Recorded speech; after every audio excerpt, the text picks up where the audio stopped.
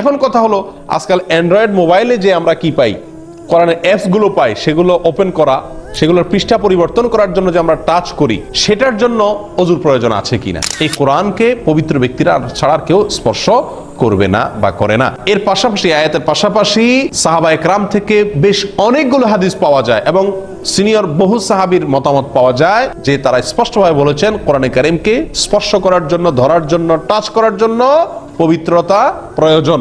অপবিত্র অবস্থায় কোরআন কারীম তেলাওয়াত করা যায়, বিনা ওযুতে কোরআন তেলাওয়াত করা যায়, কিন্তু কি করা যায় না? ধরা যায় না, ছোঁয়া যায় না, টাচ করা যায় না, এবং এক্ষেত্রে কোন সাহাবী ব্যতিক্রম বলেছেন বলে জানা যায় না। তাহলে এই কোরআন পাথরে থাকুক, কাগজে থাকুক, চামড়ায় থাকুক বা যেখানে থাকুক, আল্লামা ইবনে তাইমিয়া রাহিমাহুল্লাহ এভাবে জিনিসটাকে উল্লেখ করেছেন যে পাথরে, চামড়া বা যেখানেই থাকুক না কেন, এটা লোহে মাহফুজের যে কোরআন সেটারই কপি। এখন কথা হলো, আজকাল অ্যান্ড্রয়েড মোবাইলে যে আমরা কি পাই, কোরআনের অ্যাপস গুলো পাই, সেগুলো ওপেন করা, সেগুলোর পৃষ্ঠা পরিবর্তন করার জন্য যে আমরা টাচ করি, সেটার জন্য ওযুর প্রয়োজন আছে কিনা। কোরআনে কারীমের অ্যাপস গুলো আছে, এগুলো টাচ করতে কি লাগবে না? ওযু লাগবে না।